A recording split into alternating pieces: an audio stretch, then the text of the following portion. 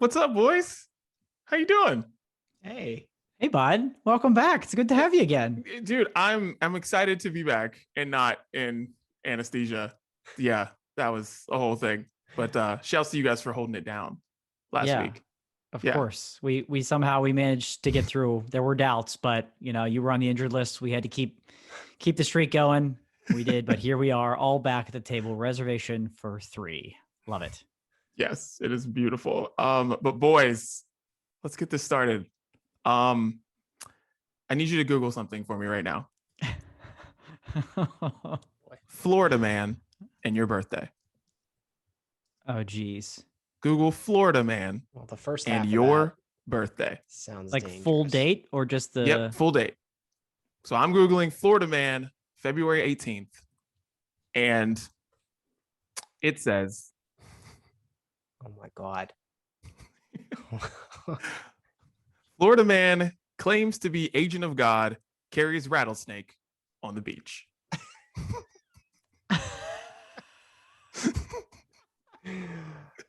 What does yours say, Chris? So there were a lot of search results. Yeah. The first one is March 18, Florida man arrested, accused of throwing a bowl of pancake batter at a woman who was making dinner. And yeah, an arrest report says Dwayne Zimmerman was drunk on Friday night when he went onto the porch of a home where the woman was making pancakes, and he threw a bowl of pancake batter at said woman. This is amazing. I don't know if this is actually from my birthday, but it's coming up as one of the first ones. So without going into the actual article itself, Florida man hit dad in face with pizza after learning he helped deliver him, police say. This is incredible. I need that newspaper. It was legitimately one of my favorite things that ever happened on Twitter. And it was like 3 years ago. And it came up on my time hop. And I was like, oh my God, I'm doing this for the open. Like, absolutely doing this for the open. I didn't look up your birthdays. I was just like, we're doing this because it's like every day, Florida man and your birthday. It's just, there's something absolutely ridiculous. And these are like real stories, like reported on. Like, you just look at it. It's not like these are just coming up on, random sites. No, this is like on whatever the local news is in Florida, and that place in Florida talked about some guy saying that he was God carrying a rattlesnake across the beach.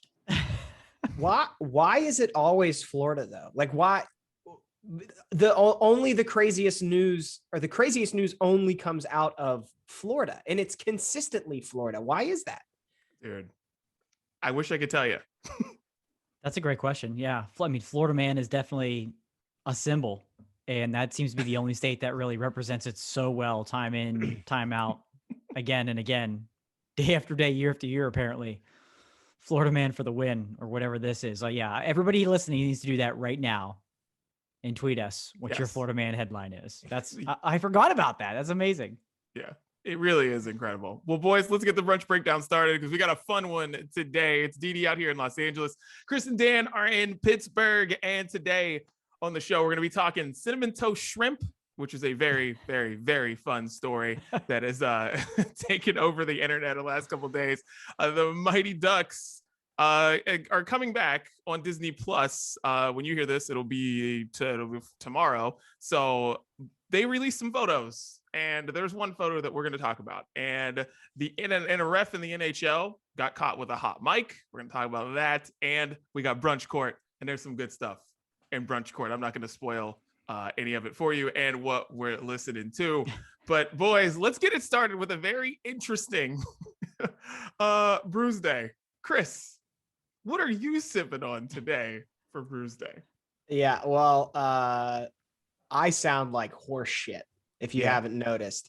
And I apologize to everybody listening, because like one of my pet peeves with listening to radio shows and podcasts is when somebody is sick. I just don't like listening to it. Unfortunately for you listening, you got about an hour coming up and it's going to be rough. With that said, I am not drinking alcohol today because that would not support me trying to get over whatever the hell I'm dealing with. So I did still brew something. And what I brewed was tea. Yeah. A nice, which one is this? Lemon ginger Bigelow tea. Oh, I can't do this. That's all I could physically brew up for today's episode. I hope you all understand. I love it. And for Brews Day, Chris, me and you, same page today. No. Since I am on lots of very heavy pain medicine, not as strong a pain medicine as I was on last week, but I'm on some heavy pain medicine after back surgery. I have been drinking nothing but tea, but a little stash Meyer lemon tea. That is what I am sipping on today for Brews Day. A little spot of tea. Yeah, it's tea time with the Brunch Breakdown. I know, this is great. Wow, how have we done this podcast for so long? And this is our first tea party. We've done so many royal family type of topics. That would have been easy tea time. I don't know why we didn't do that. Wow. Yeah. Shame on us. Tea party. Well, Dan, what are you sipping on for Bruce? Well, I'm glad to be the one to keep the streak alive. I do not have tea. I do have a tea-based beer, which if I would have known this ahead of time, I surely would have grabbed. However, I have an actual beer here for everybody today to enjoy and just try to remember what beer tastes like, especially for you two, as you suffer through your weeks. We hope you both get better. But I have a beer from not a new brewery, but a brewery I have not featured on this podcast on Brews Day before. So very excited to introduce from Yellow Bridge Brewing, naturally from Western Pennsylvania, but they're out in Delmont. And if you're from Western Pennsylvania or you're not, you probably won't find Delmont unless you accidentally stumble upon it after you go past Monroeville and Murraysville, way out there. It's way out there. Okay. Greensburg, kind of out in that direction. But they have a series called Something Art, T with the ART, because they have different artists that actually create the label art for these cans, which I'll show you here momentarily. And this version that I'm introducing and showing you and sharing with you here today is a peaches and cream sour ale. Ooh. And oh man, this beer's wonderful. It really is. It truly tastes like peaches and cream, like real peaches, real ice cream. You get that vanilla, you get that juiciness from the peach. It's certainly not overly sour. It is a sour ale, but it's, like a tart, like a peach truly is, like the fruit of a peach. This is a perfect beer for summer, but I would literally drink this any time of the year. The peaches and cream sour ale, part of the Something Tart series from Yellow Bridge. This beer is wonderful. Shouts to Shannon's friend Jamie for hooking us up with this, but I'll be on the lookout for more of these and more of this series because, boy, I tell you, if you like peaches and cream or the peach ring candy, imagine that with ice cream. It's wonderful. And I'm going to enjoy that here today. That's beautiful. That can's like gorgeous. Yeah, right. It is the art part of it. I wish I could give a shout out to the artist, but I think it's just their Instagram handle. So I'm not here to do that, but the beer's wonderful. That is sweet, dude. When you were talking about going past places, I was like thinking of all the random like remotes at like random bars in Pittsburgh that I've done, and I'm just like, oh yeah, like it's past Monroeville, it's past this, it's a just place in there. Yeah. You're just driving like, where am I? And then there's a sports bar there. And, all right, that's where we're setting up ESPN radio. Yeah, you'd stumble on this brewery if you were out in that neck of the woods for sure.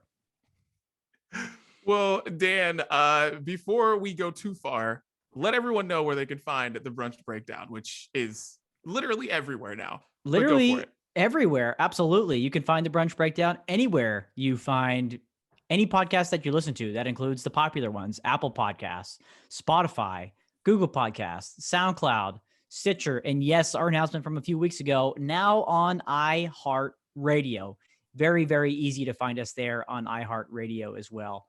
Those episodes coming to you each and every week, along with the full video episodes. We got a lot of visuals, and you'll be able to see some very hilarious reactions based on some of the things we discuss here. And those full videos or episodes are available on our YouTube page and our Facebook page. Each and every week get released the same day the audio podcasts do. So make sure to check those out. Find those there on demand, anytime, anywhere you want to watch them. And of course, we're on social media everywhere at Brunch Breakdown. While you're out there searching around, find our good friend at the Legend Status Podcast, Brendan. He's at Legend Status Pod. His episodes get released every Tuesday. Check him out. Check us out. Any listeners of his, we welcome them and enjoy, because we got a full menu here today. That's for sure. Yes. Make sure you hit us up, Triller and TikTok as well, because we're killing it on those. Triller loves us right now. TikTok loves another one of our people on this podcast, which is Chris, who has a 1 million viewed video. What does that feel like? Cool. I don't know. You know how social media goes. Like social media nowadays is like, that video was cool for a day, and now today you got to make another video that's cool, or else nobody's paying attention. I had one viral tweet. We've all had one viral something at this point. Dee Dee's with Lizzo. I had one viral tweet, and it is still pinned to my profile, and that's it. I've topped that. I have retired.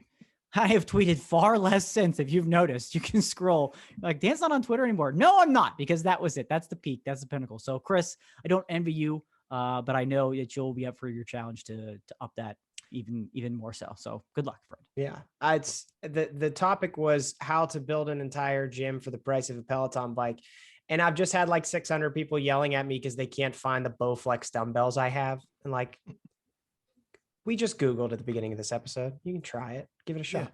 Yeah. I have Core Fitness adjustable dumbbells. There are other ones to buy also. Yeah. Who knew? Yeah. So, there's other ones you can buy. Well, it's time to get random topics off our chests now. And Chris, get it off your chest, man. What is on your mind today now that you're sick and don't feel well? Yeah. So I don't know that I'm going to I don't know that I ever put together my thoughts all that clearly on this podcast, but especially today, I don't know how well I'm going to do. Just generally, so I am sick because my daughter got sick at daycare, and her daycare is now actually closed down because a child there tested positive for COVID, right? And I just want to use this as opportunity to like tell everybody, even ourselves, like, we got real excited 3 or 4 episodes ago when Biden said, like, vaccine's going to be out. We're going to be okay. Everybody's going to get a chance to get it by May. That rhymed. That was dope. See, if I wasn't all hopped up on medicine, it would have never happened. Put that on TikTok. But like, not everybody has the vaccine yet. And I have kind of felt lately that like, maybe we're doing things a little too quickly. I'm excited about it too, but like, let's all continue to do the things that we need to do to be able to get to summer and get vaccinated, and then like continue to be able to do things. Because like far be it for me to tell anybody how to live their life, but your actions are going to impact other people, whether you like it or not. So like, just continue to be safe and responsible, and like, do the right things, because you're going to walk by somebody in a grocery store, or your kids are going to go to daycare with other kids, or I don't know, if you have to go back to work, you're going to be in an office with other people, and like the people you come in contact with, it makes an impact. So just please be careful, because we feel like we're going to have a summer that's going to be nice, but like, I actually want that to happen. So please be careful. That's all I got. Beautiful. I honestly feel the same way as you, Chris, because it's just, everything you look at, it's like a state, saying that 75% can go to restaurants now, or they're lifting, there's no masks in Texas or, Florida or whatever. And I'm just like, pump the brakes. And I don't know if you guys saw the videos from like Miami, Florida this last weekend, where they had to put a curfew on South Beach. a curfew on South Beach. Like all those videos, no one's wearing masks. There are thousands and thousands and thousands of people doing all sorts of things, and no one's got masks on. And I just, yikes. Too fast. It is. It's a little worrisome because you get all that good news, and even in Pennsylvania, we get like you said, Didi, 75% at restaurants and things like that, and that still hasn't happened yet, which is even what's scary because those numbers aren't continuing to go down. They've kind of started to up a little bit more. So You're right, Chris. It's still being smart and still being careful and doing all the right things because we ain't there yet. So let's just a little bit longer, a little more patience. And then we'll be all right. Yeah. So everybody chill. Everybody chill. Yeah. Everybody chill. Dan, get it off your chest. Oh, well, gentlemen, this is a great one for me here today to share this with you. This news with you here today. Back in June, when we first restarted this podcast, I presented you with a movie that I was a big fan of, Netflix original movie. And there was some laughter and some mocking and some things like that. But there were some supporters that really held on.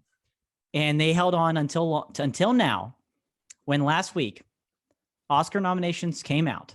Shut up. And nominated for Best Original Song, oh my Husavik, God. My Hometown, from Eurovision Song Contest, The Story of Fire Saga. Yes, we did it.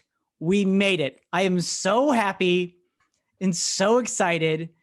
It's no Ya Ya Ding Dong. I'll say that. It's not Ya Ya Ding Dong, which is unfortunate, but this song is truly great.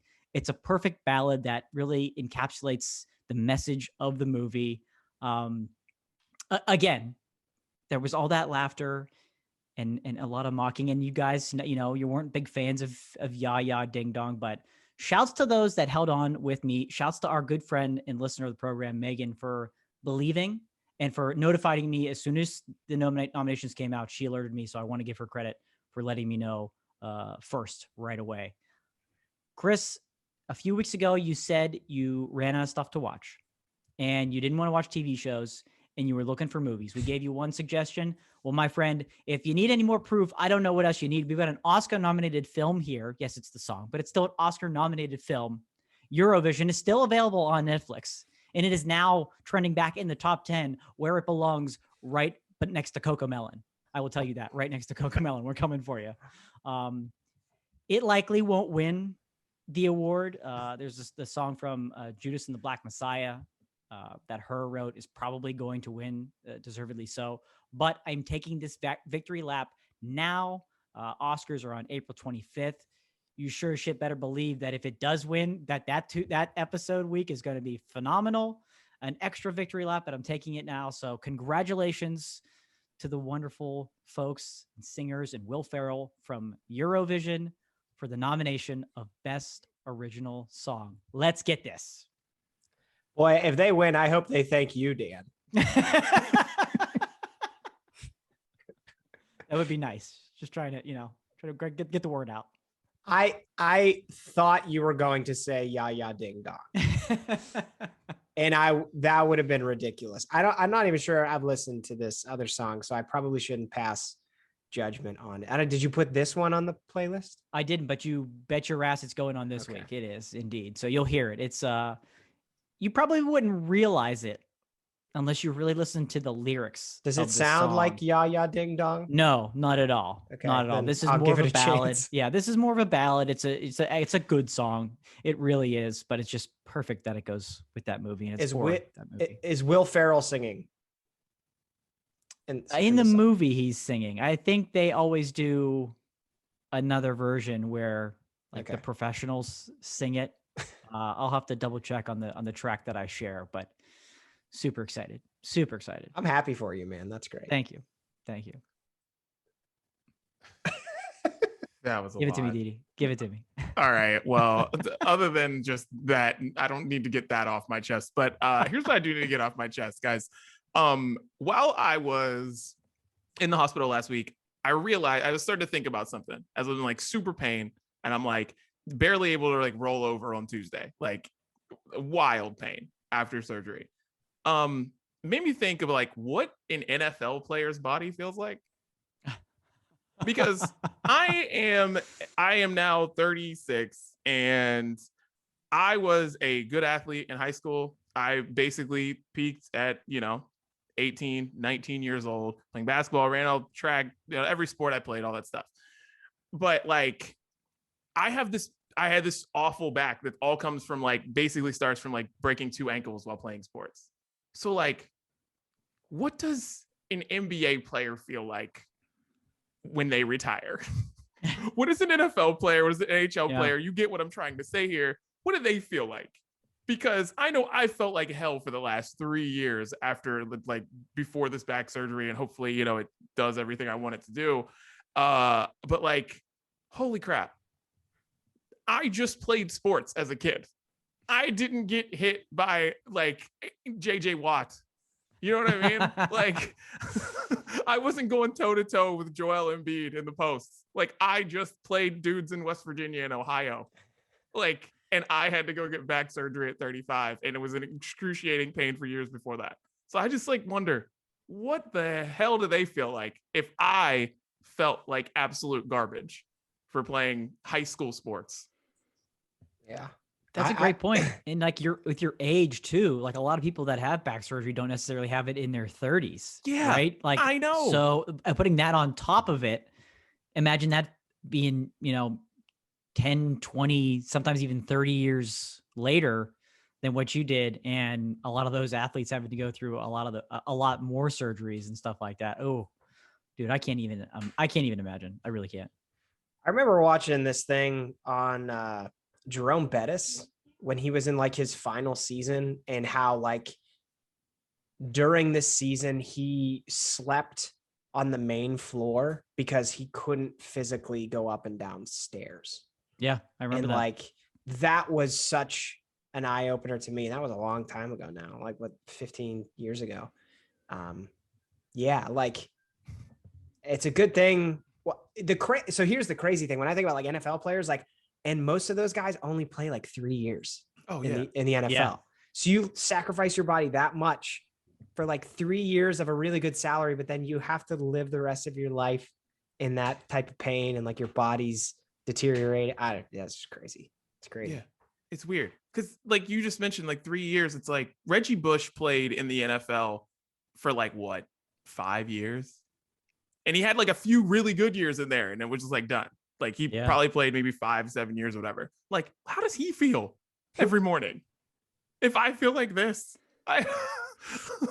Man, I just wonder how these people feel and how they go through these surgeries. And because this is the first time I'd ever had surgery before, right? So we hear this stuff all the time. It's like, oh yeah, like they got to get this kind of surgery. They got to get this cleared out in their knee. They got to go get this and they'll be fine. They'll be back in 2 weeks. They'll be back in a week. And I'm like, how? Please tell me how. How can someone be like, I'm going to go get this kind of surgery and then I'm going to be back playing whatever sport it is in like a week or 2 or in a month or something? Like, what? Like, I can't do anything for 2 months. And I'm literally thinking like, I don't know. Like, I can't see 2 months from here. So like, we'll have to see. Like, I'm not promising anybody anything. Yeah. And the fact that they keep going back to it and having to get, how many surgeries does it take before you're like, you know what? This is the last one. This is it. Yeah. I'm good. I know it's not easy to just retire from something like that. And a lot of players do retire early before they get to that point. But again, to have to continually go through things like that and keep going back to it, be like, yep, it's just part of the process. Ooh, no way. No way. No, thank you. Yeah. Weird. Well, boys, let's get into the main course. And we got some fun ones today, but let's get it started with what's taken over the internet. This cinnamon toast shrimp story. So Jensen Karp, who I know a lot about Jensen Karp, but we'll get to that in a second about why I know so much about him. But anyways, he was pouring out his Cinnamon Toast Crunch cereal and found shrimp pieces in there, like old shrimp pieces in the cereal box, and posted it on Twitter. And it has since went absolutely viral with investigations going on by the federal government, wondering how this could possibly happen, because Cinnamon Toast Crunch says this didn't happen in their factory. So it is a whole thing, and there are so many levels to this story. What do you guys think? Cinnamon toast shrimp. Somehow this isn't Brunch Court because this is just a really funny story. But yeah, cinnamon toast shrimp. I'll tell you what, it's super disgusting and super fascinating all at the same time. At first glance, I was hoping, no way, these can't be shrimp tails. It's just like clumped up pieces of cinnamon sugar, and not really wanting to zoom in on the photos or whatnot. Well, our boy thankfully provided us with some close-up images of photos. You clearly see, yes, indeed, cinnamon sugar coated shrimp tails in your Cinnamon Toast Crunch. I mean, and it wasn't a good look. First of all, Cinnamon Toast Crunch has its own Twitter account. That just seems weird to me. You know what I mean? Like, it shouldn't just be General Mills or something like that. They all have to have, oh, what do you do? I run Cinnamon Toast Crunch Twitter. Oh, wow. I'm trying to get on Honeycomb, but we'll see. It wasn't a good look. Their response was kind of a denial. They kind of went the same route I did. Oh, it's, cinnamon clusters. We would never have anything like this happen. We're sorry. We'll replace the box. Like, replace the box. Dude, there's shrimp in here.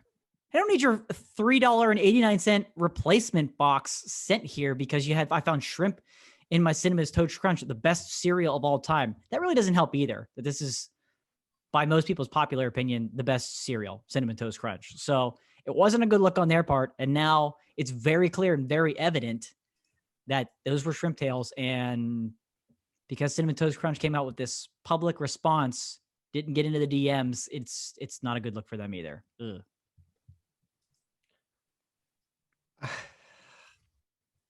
I have so many.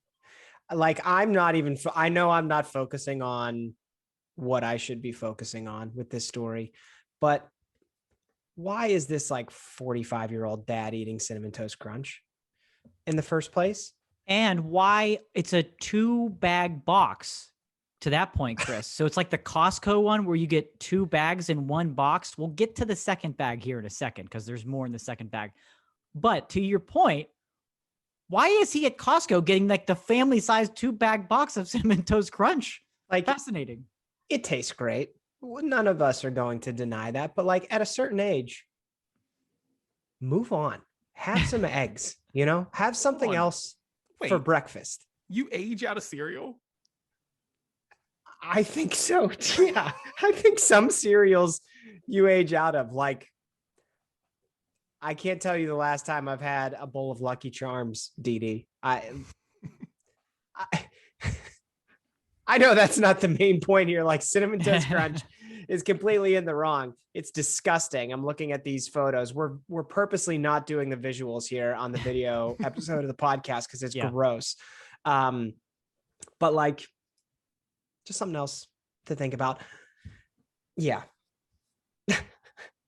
I'm still stuck on this whole, like, because I don't eat cereal anymore, but I never really liked cereal that much as a kid. Like, there were some that I liked, like Cinnamon Toast Crunch I liked, but like, I didn't really like need to buy it at a certain point. I was like, I don't want to buy cereal. I can eat breakfast other ways. But like, they're also grown ass Hollywood adults, to mention that on top of all of that. I know you're going to get into a little bit more about who he is, and I'm fascinated with that discussion too. But these are grown ass Hollywood adults. Makes it even more funny that they're still eating Cinnamon Toast Crunch. Like, I probably know too much about this stuff, but like, especially these like real sugary cereals, like they're made from like waste product to begin with. Like, you're not. So part of me is just like, at whatever age you are, stop eating this shit. But no, at the end of the day, there should not be shrimp tails. How did they get in there? What factory are both of these processed in? That's something I have a question about, because that doesn't make any sense at all. Well, speaking of waste product, he also apparently found some of that in some of the little pieces of Cinnamon Toast Crunch too. If you really want to dive into it, again, we're not showing those photos either, but apparently some rat doo-doo might have made its way in that same bag after somebody on Twitter suggested to him, go back and check out the rest of the bag. And that's what he found. So he solicited Twitter, and he's like, okay, no, we can confirm it's not maggots or bugs. Like, right. The second bag had dental floss in it. Yeah. Is that right? And it was taped at the bottom, clearly messed with from somebody. This wasn't done in this portion. Somebody had their hands on this. But this is super weird though. This is just now I didn't even know who to blame, where to start. Yeah. I like, how did they get in there? It just makes you not trust any of those cereals anymore. And this has nothing to do with a healthy, unhealthy thing. It's just kind of like, what are you guys doing? Yeah. Because I feel like this could happen to any cereal. Because Cinnamon Toast Crunch, it's not like it's the only brand named by some small brand company or something. No, like this could happen to any cereal. Everyone's going to be checking their cereal bags like every week. But I guess that's the reason. Maybe that's the reason why my mom used Tupperware containers all the time. Stow the cereal in the Tupperware. Make sure there's no shrimp tails in it, I guess. Yeah. Oh, it's going to be bad for the cereal market. Grape Nuts just got back on the shelf. They've been gone for a long time. And Grape Nuts are finally back on the shelf. They see the old people that have been sticking to Chris's plan and retiring from Cinnamon Toast Crunch and going back to Grape Nuts. They're happy, but get your little sifter out and making sure you're not eating any shrimp tails as a side dish. Go ahead. I don't know. I'm still stuck on this. Like, you age out of certain cereals. You just do. I can't believe. Come on, Topanga. What's going on here? Have we dove into that yet? No, Let's do it. So this DDM should get into it a little bit more, but yes, this gentleman is the husband of Topanga from Boy Meets World, Danielle. And let me just say this. If you got to marry Topanga, something that most people our generation and our age wanted to do for half of our lives, if you get to marry Topanga, you can deal with some freaking shrimp tails in your cereal and keep it to yourself. That's just how karma works, friend. That's just how karma works. All right. You're not going to get dealt every positive card, every hand in the deck. You're going to have to deal with some stuff like this and be scarred forever. Maybe not being able to eat cereal, Cinnamon Toast Crunch ever again. But I don't think people feel bad for you once we found out about that. I don't, because now I don't. But yeah, Jensen Karp with Topanga. Interesting thing about Jensen Karp. I've read about 3 books in my life, probably, like for fun. Like in my life, probably read about 3 books. He has no doubt my favorite book that I've ever read. And it's called Kanye West Owes Me $300. Because Jensen Karp used to be a battle rapper in Los Angeles.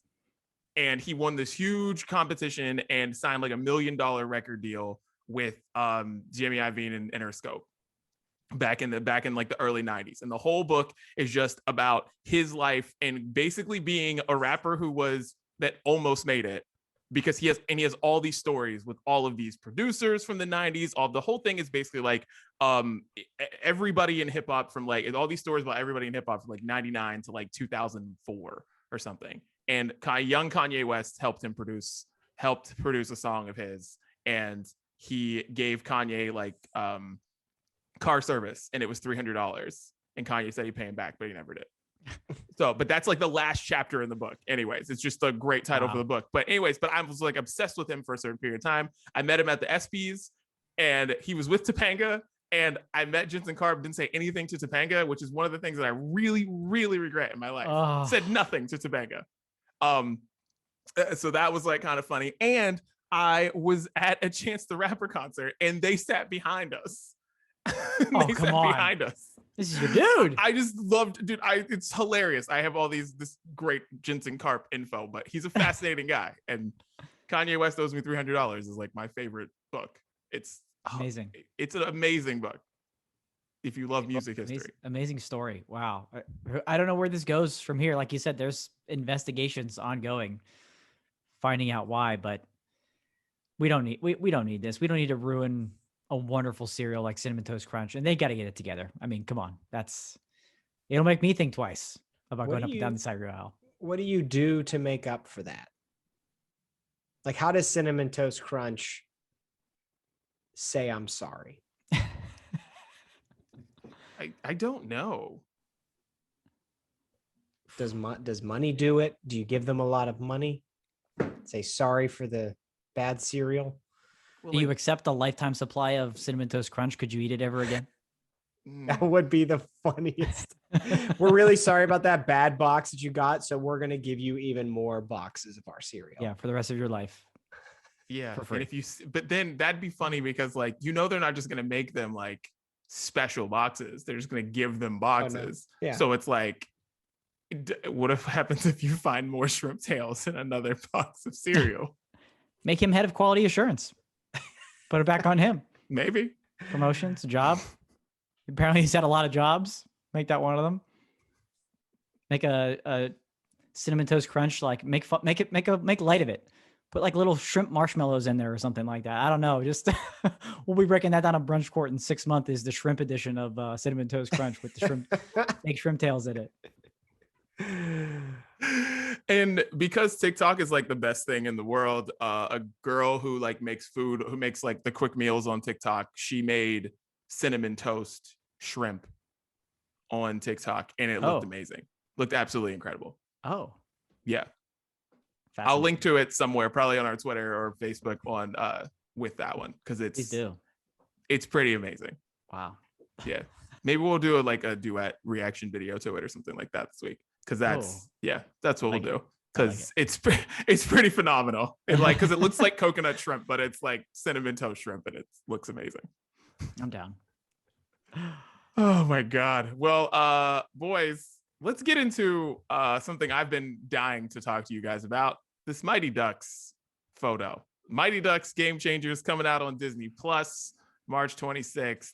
And little surprise in this EW spread that had a photo of some people in the old cast of Mighty Ducks with Emilio Estevez. Chris is pulling up a picture. Yeah, when you saw this picture, what were your thoughts? Like, I've never felt older in my entire life. And what happened to half of these poor people who seemingly got really ugly and really old just as quick? Yeah, this actually is the worst experience I've had with this photo right now. I haven't looked at it this big before. When I saw it before, it was on my phone. This is awful. First thing I thought was, my God, like Banksy's life. I don't know what happened to his life in the past however many years, but man, it's tough. Adam Banks looks like he could have been hanging out with Goldberg just a little bit early in the days before he just completely went off the rails. If you've seen those photos of, just put like Goldberg mugshot in Google and you won't even recognize what that guy looked like. He's cleaned up now, I think, but he looks like maybe in the early days. But Adam Banks, right? Good looking kid, star of the team. No. Now you're a fourth liner, 99. Get to the back. Get to the back. Dude, he looks like he's been toiling in the minors for years. Yeah. Like Averman is looking rough. Is that Kenny Wu? So let's go. We'll go left to right. And for those just listening, get to YouTube, get to Facebook, and check this photo out as we go through and break this down. We'll go from left to right. So you have Connie to start, then you have Guy, then you have Fulton, Coach Gordon Bombay, of course, right in the middle, looking a little puffier than we remember seeing him, just a little puffed up. Then Adam Banks, Kenny Wu, and Averman rocking some cargo shorts, and I hope that was just part of wardrobe, because if that was a choice on his own, then his face matches his shorts just based on the people that still wear those. So for me, the individuals on the left side of this photo look like they've aged well. The individuals on the right side of the photo do not look like they've aged well whatsoever. They didn't do anybody any favors by putting like kind of good looking aged people on the left, and kind of, you may not recognize these people on the right. Yeah, that's fair. Guy was always like the good looking dude that was like talking to girls, and he still is. Yeah. Good looking guy. Fulton looks like what I think Fulton would look like when he grew up. Yes, he's aged appropriately and really hasn't changed. How old is Really hasn't- Emilio? How old is Emilio Estevez Oh, he's Like- got to be like 70 in He's real old. life? What? He's Because gotta he be like was 70. Yeah, he was like in his probably 20, somewhere in his 20s in the Breakfast Club in the 80s, right? That was 58. No way. Yeah, I definitely thought he was like he 70. turns 59 in May. so he's almost 60 years old. I mean, he looks pretty good for 60 years old. Yeah. He's just a This- little puffier. This looks like they all are in rehab and this is their class photo. This is the Gordon Bombay They made it. Rehab Center photo, class of 2021. And this is it. Because this is just, I just don't understand why you would put out a bad photo. I guess it's because they're probably, I'm assuming there's stories to this and hopefully there's something about why they all look like this. But man. Yeah, This that'll be the fascinating part because this picture is taken from, it's actually part of a reunion that happens in episode 6 Yeah. of the series. So it'll be fascinating kind of how this all comes together and maybe why they look a certain way. It's a very high definition photo. So you can clearly see everything. I don't know if the cameras are going to do it any more justice. We're definitely going to break down that series once it goes live on Disney Plus in just a couple of days. But I don't know if this preview photo makes me want to watch it more or less. I can't really tell what to do. Yeah, I'm less interested in like critiquing how these people look and more interested in just saying how depressed it makes me. Yeah. Because they like, I want my memory of the Mighty Ducks to be the kids that played ice hockey. I think it's cool that they're bringing back the show. I didn't need the kids from the original one to come back and be part of it. I didn't need that. And I remember like early, like when I was younger, thinking like, oh, it'd be so cool if they did like a fourth one where like Charlie goes pro or something like that. And now that I see this, I'm really happy they didn't do that because I don't need that. You think they had like some meetings, some really, really early meetings for an idea like that, all pre-COVID, and they brought some of the old actors in and just got a look at them and then looked at the writers and just said, throw that in the garbage. This isn't going to work with these faces, with these people. No one's going to watch this. This can't work. Yeah. Because everyone's been posting this. Everyone's like, oh yeah, you want to feel old? Look at this. I'm like, it doesn't make me feel old. I'm just like, you look at Aberman and you're like, is that how you dress? Yeah. Like all the time? Like, why do you have cargo pants over pants? That's Like, got to be wardrobe. Like Dan said, that's got to be wardrobe. I But, hope like, it is, but I don't know. Like I'd hang out with Connie and Guy. Hopefully they still end up together. We'll find that out, I'm sure. But they, she's rocking leggings. He's rocking some jeans that I would probably wear. Connie and Guy look like they've aged appropriately. They're not much older than us. We'd hang out. We'd have a beer, or a cup of tea, whatever it might be. The other ones could get lost because like they look like they got ready for this. Like they look like they got ready to go do something. Like, oh yeah, we're gonna go take pictures. Everyone else was like, oh, we're taking pictures, right.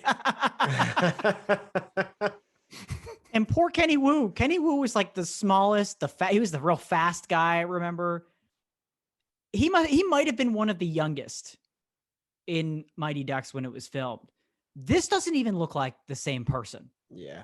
This is very hard to identify him. Naturally, the facial hair doesn't help by comparing it to like a 8-year-old, but it's very difficult. It's very difficult. Yeah. This is it's interesting. I'll tell you that enough. But yeah, I'm excited to watch the show though. I know a kid in the show, Max Simpkins. I'm excited to see him in the show. So yeah, Mighty Ducks Game Changers on Disney Plus. Can't wait for episode 6. Everybody went Bauer skates except for Averman. He went CCMs. What do you think about that? What does that tell? What does that tell you? I kind of like that though. Now that you pointed that out, you're a CCM guy. I do like CCM. Now he's a grinder, so CCM is much more of that type of style. Everybody else, well, none of these guys deserve Reebok, Sidney Crosby type of deals. Okay, no, but the new age Bowers, I don't know why Fulton's rocking Bowers. She should be a CCM guy as well. But He should be Averman wearing makes sense. cohos or something. Yeah. Oh God. Amazing. Good Lord. Can't wait to Ugh. Yeah, can't wait to watch. And rolling into more hockey talk, Chris, you found this story.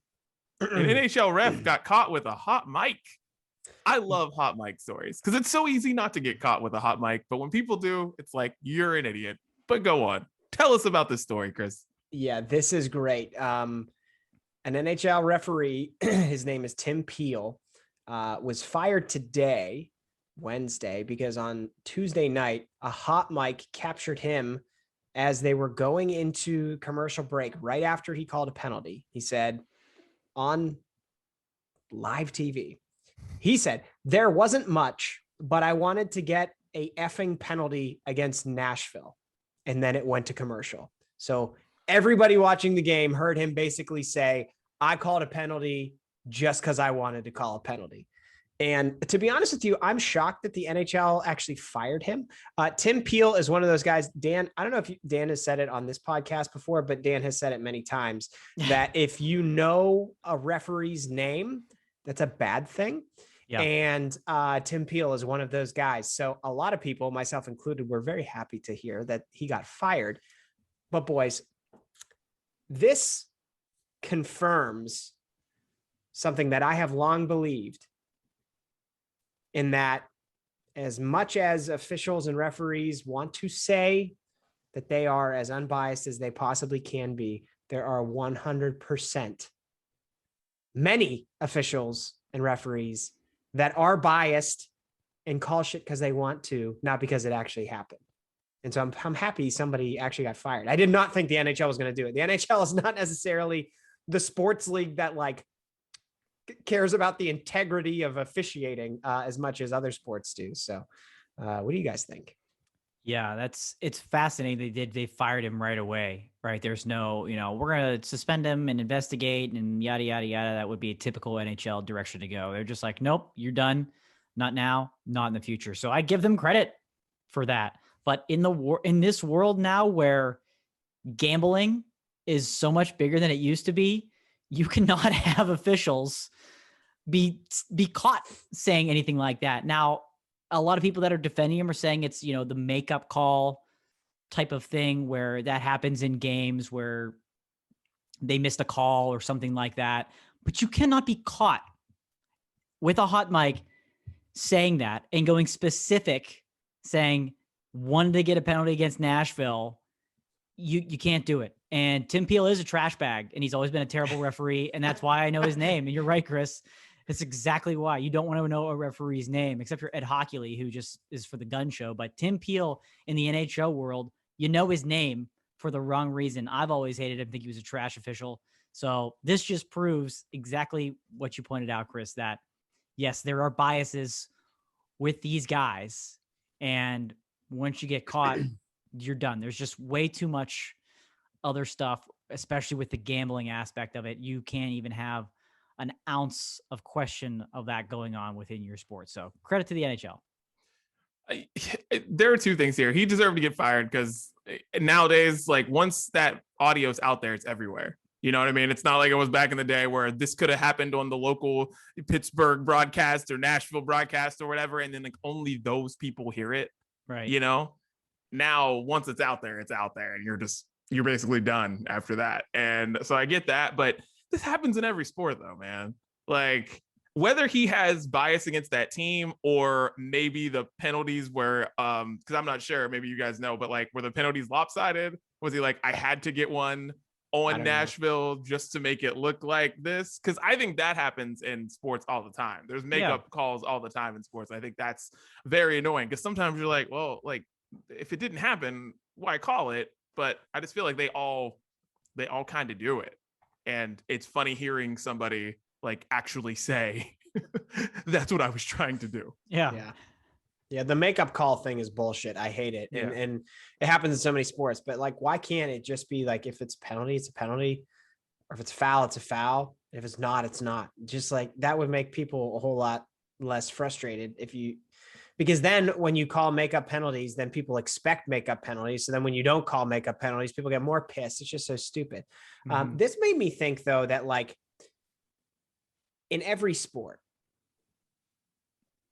officials and referees should have to do post-game press conferences. They should have to answer questions about why they called certain calls. I think the media would love to ask questions about it. Fans would love to get justifications from their mouths. And like the NHL does not, they never make officials available for anything. You can never do that. Sometimes in like the NFL and the NBA, if there's a very big moment, they'll get like a statement from the guy.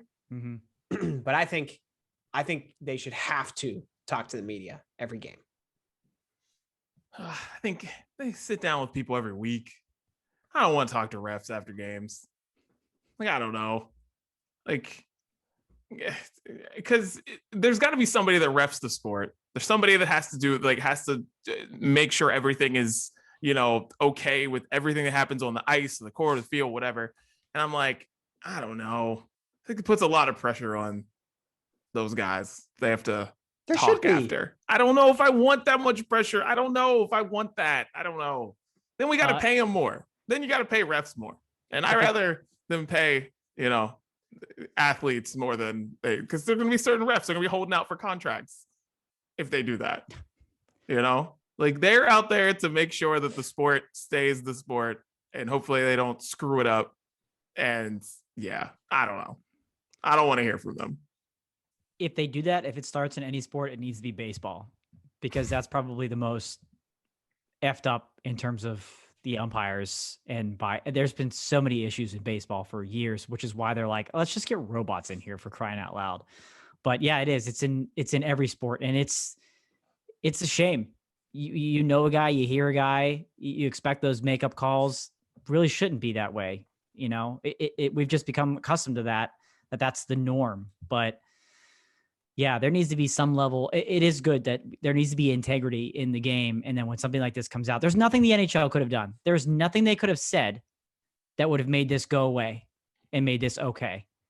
They would have been dragged through the mud and through hell. Imagine that guy skating out there to do another game. Right. Oh, there's no way. So yeah, it's kind of accepted across sports. Dude, when you get caught, that's on you. That's on you. And that's the way, that's why he deserved to get fired. And again, I'm surprised the NHL did the right thing, but boy, I'd love this stuff to happen in some other sports, some baseball umpires, couple of referees in the NFL. Let's get those hot mics out there a little bit more. Let's pull some of the weeds from the garden, if we will. It just hurts this happened in the NHL. Cause like if this happens to NHL or like any form of basketball or whatever, it's like, you can't, the guy's got to go. But if this happened in baseball, it would just give you more of a reason just to be like, all right, can we just get rid of him now? Yeah. We really don't need him. Absolutely. If there's anyone who needs less refereeing in these sports, because I feel like hockey and basketball and football are so fast now. They're so much faster than they've ever been. It's like they almost need more referees out there to figure shit out. But like baseball, same speed, same everything. We need less umpires. I don't know how this got here, but listen, less umpires. That's what we need. True. Yeah. True. I'm for less. All right. Well, Dan, let's get into Brunch Court, man. Are you ready? Do you have your gavels, ladies and gentlemen? Or gentlemen? I don't know. Yeah. Another episode of Brunch Court, gentlemen. We're going to start off with 7-Eleven. We'll start off with 7-Eleven in their announcement that they are going to be opening a Laredo Taco Drive Thru to 7-Eleven locations where you will have access to not only these tacos, but really any other 7-Eleven items that you want as well, including Slurpees. So you can go through, get some tacos, some Slurpees, some other nasty stuff that you can find in a 7-Eleven. We're in the world where people don't want to get out of their vehicles. They want ease. They want convenience. But gentlemen, is this taking it too far? What do you think? Taking it to court, a 7-Eleven taco drive-through. No, this is not needed. I don't know why. I saw 7-Eleven taco and I was like, I almost puked. Like I had a 7-Eleven cheeseburger once. Ooh. Like hell, 9 years ago now, maybe 10. I can't remember. I'll never forget it. It was the worst thing I've ever put in my mouth. It's absolutely disgusting. Absolutely disgusting. I didn't know 7-Eleven was known for tacos, but I'm not eating them. Nope. No. Did you say it's a specific brand of taco? It's Laredo Taco, but apparently they've been connected with 7-Eleven for quite some time. But it's basically 7-Eleven taco. So I'm guessing none of us have had a Laredo taco before. No. And I'm not going to. And it's going to stay eating that way. Food from 7-Eleven. Yeah. Man, I hate to be the broken record, but I'm going to probably do this every time we do Brunch Court and ask this question. Who asked for this? Who asked 7-Eleven for a taco drive-thru? Like, where was the consumer demand for this? You didn't see the 7-Eleven protest? Yeah. You missed that? We want drive-thrus. Like, I kind of get it from a business perspective of anytime you go into a 7-Eleven, you got to walk in there, you got to wait in line with these grimy people and whatnot, and other gas stations and convenience. It's true. Other gas stations and convenience stores, like the Sheetz and Wawas of the world have drive-thrus and stuff like that. Now, they offer a little bit more than just some tacos, but so I think this is their way to get their foot in the door. Because what else? I don't think just a generic 7-Eleven drive-thru is enough, but they're going to put the taco spin on it. Now, it'd have to be Taco Bell for me to even consider it. And we'd have to have Taco Bell trained employees making these tacos. I don't care what spin you put on it. A drive-thru taco, just other than Taco Bell or Del Taco, maybe is not such a good idea. Maybe they were taking our challenge to all the fast food places to start a taco war. Maybe they were taking it very seriously. Ooh. No one was talking to 7-Eleven. That's a good point. They never got brought up in that conversation. But it's like what you said. Nobody asked for this. Like, no one was talking to 7-Eleven. No. But they got us talking about 7-Eleven. So I suppose this kind of worked. So what are we ruling on here? Are we rolling on the taco or the drive-thru or both? Both. The overall concept of, the drive-thru taco at 7-Eleven. Okay, well, I'm going to make two rulings because I approve of a drive-thru at a 7-Eleven. I think that is nice and convenient. And for a convenience store, that's what it's all about. However, I'm ruling against the taco because I don't think anybody was asking for it. I don't think anybody needs it. And I think if you have a 7-Eleven, there's probably a Taco Bell within 5 miles, and just go there. Very likely. I agree with you there, Chris. I think 7-Eleven's attempt to get into the drive-thru game, they had to offer something that was made, quote unquote, on demand when you go place an order, right? Because 7-Eleven isn't known for really anything else besides, the little rotating hot dogs. That doesn't count, right? That's not the same thing. So this is their way to get in, saying they don't just have a coffee drive-thru or just like coffee and prepackaged muffins. That's not worth it to anybody. Oh, so let's make some tacos. We'll just connect that and everybody will be happy. In favor of the drive-thru idea, against the taco. So overall, no, guilty. Serve your time.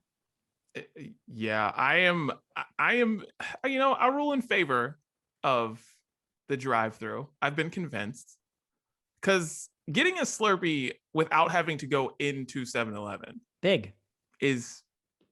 sounds pretty nice. Mm-hmm. Not gonna lie, that sounds pretty great. But 7-Eleven serving any kind of food that isn't like Little Debbie or Hostess or whatever, like, no, I'm good. We don't need it from the 7-Eleven kitchen. We don't. I don't need it from the 7-Eleven. Exactly. I don't need it from the 7-Eleven kitchen or anyone's kitchen who loves 7-Eleven. I don't need that. So like Starburst, Skittles, Sour Patch Kids, Gatorade, you know what I'm saying? That's what you get from 7-Eleven. I don't need you guys up there. I don't need the brain trust of 7-Eleven figuring out a taco. I'm good on that. So no. There's your ruling. All right. Well, that gives us into our next and final item on Brunch Court for today. This one's pretty fascinating, gentlemen. This is brand new Coca-Cola with coffee. If you're watching, we've got the visual right up on the screen in these lovely slim cans, Coca-Cola with coffee. It does come in 5 delicious flavors, dark blend, vanilla, and caramel, and also 2 zero sugar flavors. I think it's the dark blend and vanilla as well. 69 milligrams of caffeine in these bad boys, guys. What do you think of Coke of coffee flavored Coke, really? This is just an excuse for people to drink Coke in the morning. That's what this is. Let's be honest. Yeah. That's exactly what this is. Because I know people who like to drink Coca-Cola in the morning. And if you do that in front of people, it's weird. Now, if you say, yes, Coca-Cola with coffee, you're like, oh yeah, I'm just, drinking a little Coca-Cola cold brew. I'm good. That's what you're doing. So this is literally just for the people who like to drink Coke or drink pop in the morning. Coca-Cola was like, we got you. I think you're right. I think it's an attempt at that. And I think it's an attempt at people that usually go for that late afternoon coffee, that debate between a Coke and a coffee, that this is the best of both worlds. And they're getting their coffee flavor, they're getting their caffeine, and they're getting it with an ice cold Coca-Cola. So like, I kind of think this may not taste terrible, but like Jack and Coke takes a whole different meaning when you add Coke with coffee here, and that'll get you riled up for probably a couple of days. Wow, I didn't even think about that. That didn't even cross my mind. Either. But like, yeah, mixer. Let's go. Instead of a vodka Red Bull, you're doing a Jack and Coke with coffee. Yeah, let's go. Where does that put your body at that point? Because you're like upper, downer. Oh yeah. Plus Coke. Where are you at? It's weird. That's gonna be weird. That's gonna be a weird combination. Yeah. Hey, bachelor parties next year, boys. Get ready. Let's go. Yeah, I'm kind of with you. I don't know that this. I'm sure. Like, I don't like pop, but I'm sure that this probably tastes at least decent. At least one of these probably tastes decent. I tell you, pop in the morning has never been a thing for me. That's like almost too harsh to start the day for me. And what's worse, an adult drinking a pop in the morning or eating Cinnamon Toast Crunch? If you do both, go to hell. If you do both, that's true. We chase one with the other. Yeah. Little do you know, Chris Gates fitness listeners, fans, all that stuff, that Chris is very excited to eat Cinnamon Toast Crunch and drink a dark roast Coca-Cola with coffee in the morning. That is how he gets down. He's lying to you all. This is how he gets down. That's right. That's how I find the energy to work out every day. I have 750 grams of sugar and I get after it. Yeah, I don't know. I'm sure this tastes fine. It's another one where I guess maybe Didi answered it. Like, maybe there was kind of a demand because there's a segment of the audience that drinks Coke in the morning. So I guess that question is answered. Is this for me? No, but I suppose it might be for somebody else. Now, it is worth noting that you can buy this now. I've seen it in the grocery store. You can buy this now. The United States is the 50th market in the world to have Coke with coffee. So it's been done, and it's actually been done for a while. It originally launched in Japan, which everything launches there, in 2018. So it's been around for a long time. Now, each set of ingredients, each formula is a little bit different based on the country, but they're finally giving it to us here in the United States. The Coke with coffee. Yeah, I think it could. I think it could taste good. I think I'd try it once, and because I'm not a big pop guy either, but I'm rolling in favor. I think there's probably time limits to when you should have this as an adult, but let's go. I'm fine with it. I'm fine with that. I rule in favor. No. And this is just after reading what's on the screen right now. We're focusing our innovation efforts on doing what Coca-Cola has always stood for and does best, which is to deliver emotional and functional uplift in bigger and bolder, more differentiated ways. Mid-afternoon, pick me up. Nope, I'm good. No, we don't need this. Okay. I don't think you need an excuse to drink Coca-Cola. Like, just go. If you want to drink Coca-Cola in the morning, just drink it in the morning. It's disgusting in the morning. Don't drink it in the morning. It's dumb. I want to know here. How many milligrams of caffeine in a Coke? Yeah, what's 69 compared 34 milligrams for a 12-ounce can. So this is like double the caffeine. It's like double. Yes. Which is not like so much significantly more. Like, I feel like they're going to do Coke with coffee and like make it like a mid-afternoon, like 35 milligrams of caffeine is a mid-afternoon pick-me-up already. It already is. Mm-hmm. So like doubling that is not that much, but it is right around how much would be in a cup of coffee. I don't know. I guess I'm going to approve this. It's not for me, but I'm through our discussion, I feel like it's for some people. I also noticed that Coke has 3.6 million subscribers on YouTube. Like, who's subscribing to Coca-Cola on YouTube? Dude, the people who wanted this. Like, what type of all right. Yeah. What type of content are you like eagerly awaiting from Coca-Cola? They can't be posting a lot of videos, right? I don't know. But that tells me that that's a lot of people to subscribe to a YouTube channel. So there's an audience out there. I don't approve of it. It's not for me, but I'll approve it for them. Okay. Fair enough.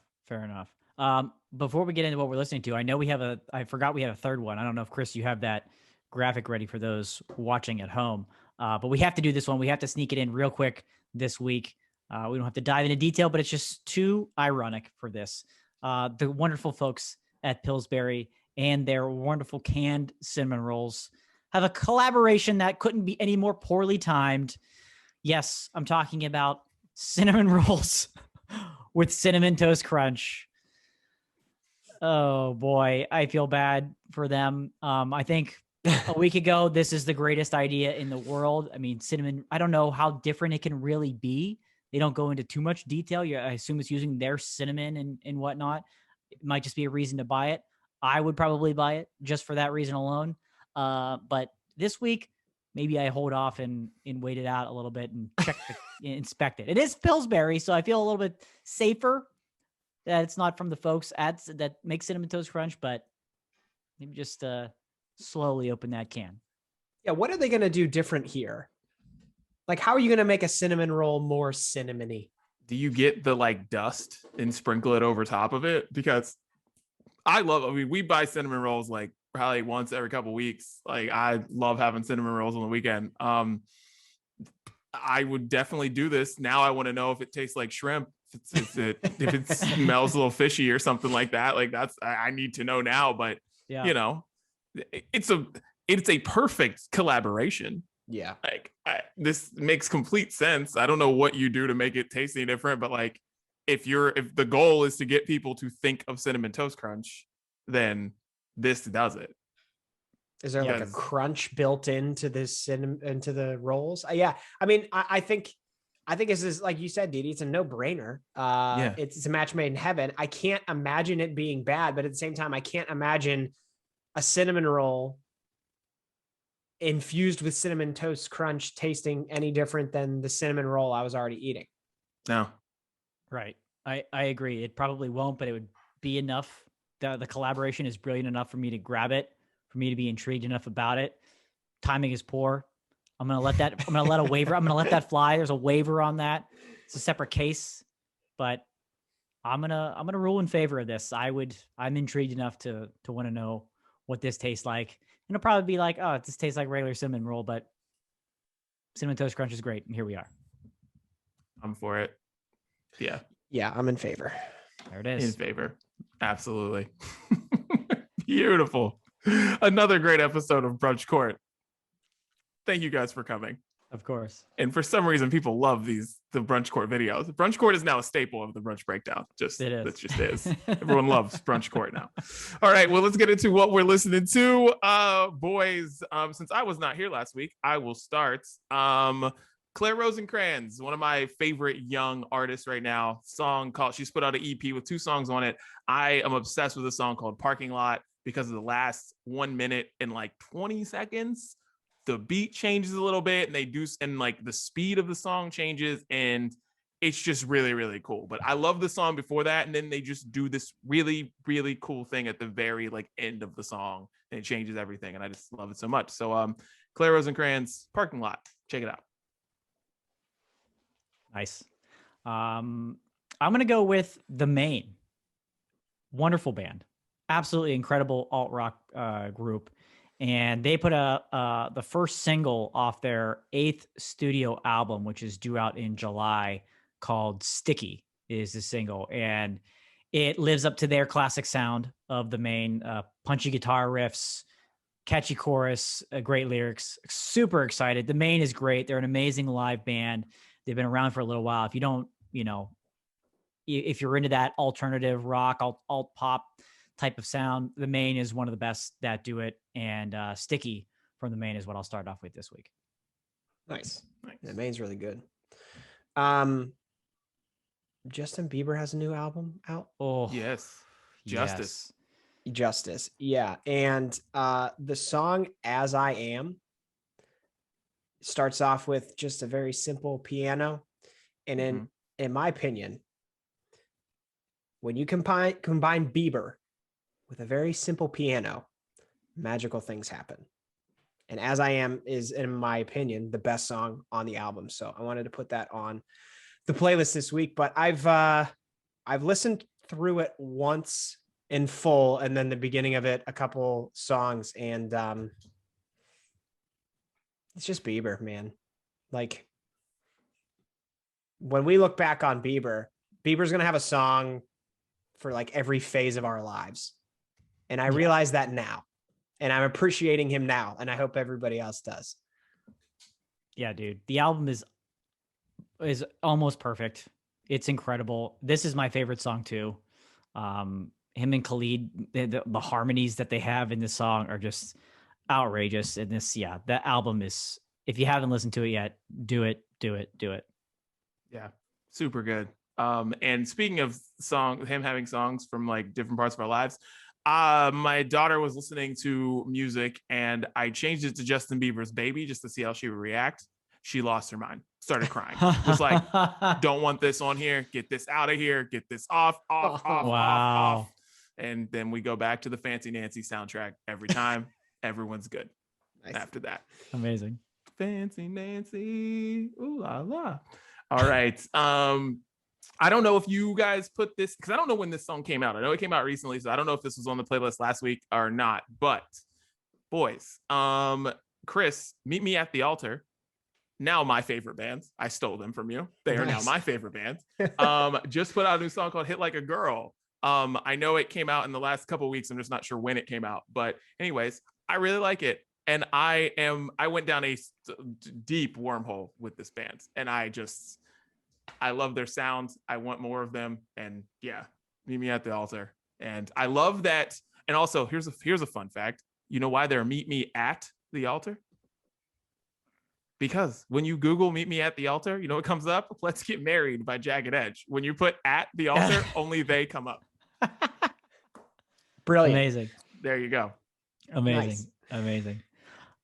Next one for me is from a band called Chapel. I think I've had them on the playlist a while back. Chris, you know them very well. I love that played band. one of their songs, actually. Yeah. But the 2-piece indie electro pop group put out another song called Wow, in anticipation, easy for me to say, of their EP will be released in April. So they've released a couple so far off that EP. This is my favorite one. It's a short song, really good. They do some great synth work, and I really like how it's done in this song. So, Wow from Chapel. Nice. I got Bryce Vine for the playlist this week. New song, Care at All. And last week I had Water Parks on because they had just like an awesome lyric to open up that song. And in Care at All, he says, I've been drinking too much about you lately, like all throughout the song. And I think that's just super clever and fun. So I wanted to put that on the playlist. Nice. All right. And my last one is inspired by you, Dan, and your beer choice. 112 Peaches and Cream. Dude, Didi, I wrote that down. I was like, if nobody else says it, I'm putting it on. Let's go. Because I wrote it down. Because I wrote it down. I was like, yeah, this is too good. This is way too good. Because you just kept saying peaches and cream. Peaches and cream. You said it a million times. And I was like, I have to write this down. 112 Peaches and Cream. Yeah. Let's go to the early 2000s with that one. Love it. That's amazing. I can't believe I didn't do that, for crying out loud, that I knew I was bringing on this beer. Amazing. Last one for me this week is from my girl, Australian alt pop singer songwriter Amy Shark. 10 people. This could literally from my girl. That's and I'm fair. Like, which That's fair. one? Which one out of the 10? This time it's Amy Shark. She dropped another catchy tune off of her upcoming sophomore album, also due out in April. It's got a really catchy guitar line with this kind of rock folk beat almost kind of. I don't want to compare it to Mumford & Sons, but it's kind of got the skeleton of something like that, where you can see where the song was written based around that type of simple guitar, but that kind of folky beat behind all of it. Something she does that better than anybody is that she harmonizes with herself. She sings the lower track and the upper track, and it works so well together. Makes it sound like a band. And this song has some really raw and honest lyrics. It's called Baby Steps. So Baby Steps from Amy Shark. Can't wait for more from her, but this one's really good. Nice. And also, I can't forget, sorry, I already mentioned it, but Husavik from Eurovision also going on this week to lead it off. Can't wait. Can't wait, Dan. So yeah, I was gonna do Peaches and Cream if nobody else mentioned it as the retro replacement. But I also had written down this time of year when it starts to get warm out in Pittsburgh finally is when I start rolling the windows down in the Jeep and I listen to pop punk music louder than usual. Okay. Because it gets me energized. I'm ready for good weather in spring and summer. And so one of the albums I always go back to is Enema of the State from Blink-182. I'm going to put the song Mutt on the playlist because it's also the song in American Pie that Jim runs back to his house to when Nadia is in his room. Jim is running to Mutt. It holds a special place in my heart. So we're going to put it on the playlist this week. Love it. American Pie. I was thinking about that movie recently. I can't say why yet, but I'll tell you guys after the show. All right. Well, that is what we are listening to. Boys, any final thoughts before we get out of here after another great episode of the Brunch Breakdown? I hope we could all feel a little bit better next week. And maybe we can all have alcohol next week. I don't know. We'll see. Yeah, that's what I'm hoping for most, that you two get better. We can enjoy some brews here together again. And I don't just look like a degenerate drinking during the week while you both have your tea. Oh, boys. Well, that's the Brunch Breakdown. We are out. Peace.